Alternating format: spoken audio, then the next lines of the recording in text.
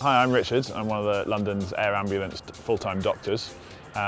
This is one of our response cars, and most people think we take the helicopter all the time, but actually all the work we do at night is done in the car because the helicopter can't land at night. Also, if a job comes in that's close to the Royal London Hospital, obviously makes more sense for us to get in the car. We can get to it faster if it's within about a 1 or 2 mile radius of the London Hospital itself. This is one of the London's air ambulance response cars. They're Skoda Octavias. We have 6 in a fleet, but only 2 of the cars are actually operational at any one time. It's exactly the same team, exactly the same kit that we have on the aircraft. It's just a different means of getting to the patient very quickly.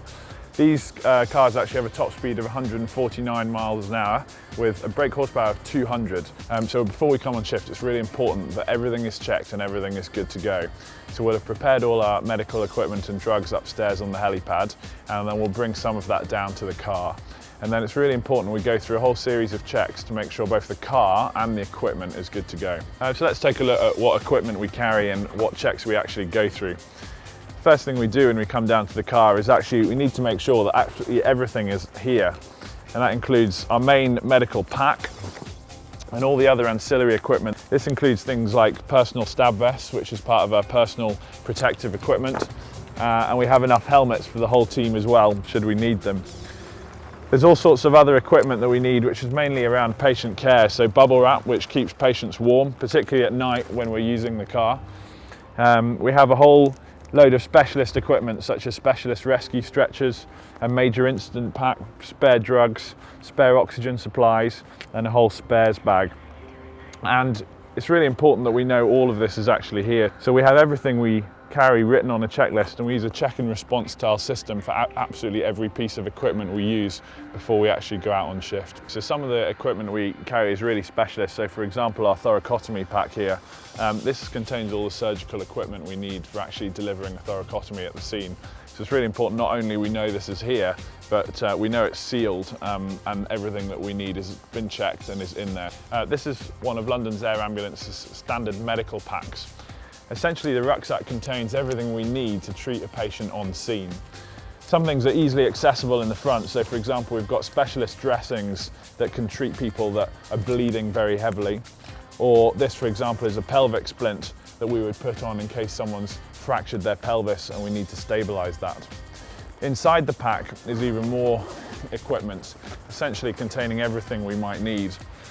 One of the really common procedures we do is to anaesthetize patients at scene.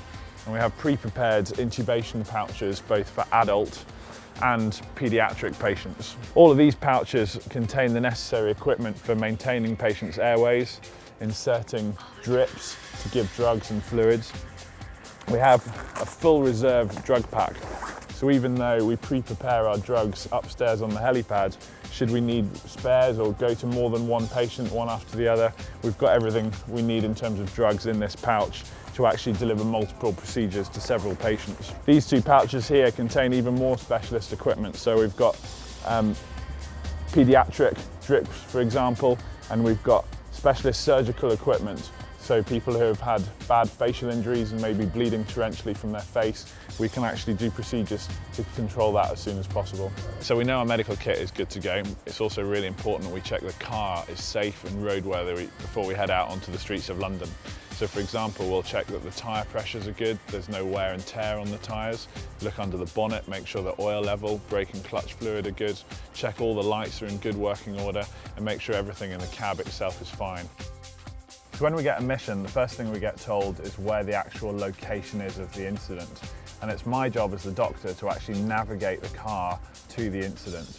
So the paramedic isn't actually going to know, 1, what the job is, or 2, exactly where we're going. And that allows them to focus entirely on the driving. So they have no distraction whatsoever when they're actually driving fast on blue lights. My job is then to navigate us safely to the incident as fast and as safely as possible. We use a combination of a London A to Z map, and we get given the precise grid reference of the location, and a satellite tracking navigation system. So we use these in combination to actually work out the fastest route, and then I'll give very direct instructions to the paramedic about what manoeuvres to take at junctions, for example, to get us there. So normally the paramedic would be sitting in the driver's seat. All our paramedics have got a lot of experience in driving on blue lights, actually from the London Ambulance Service where they're driving ambulances. But when they come to London's Air Ambulance, they actually have a specialist training package, one-on-one driver instruction on these cars per se. Once we've got a mission, we're happy with the navigation, we're happy with our route, we'll make sure everyone in the vehicle is secure, and then we'll activate our blue lights and sirens and actually head off to the job.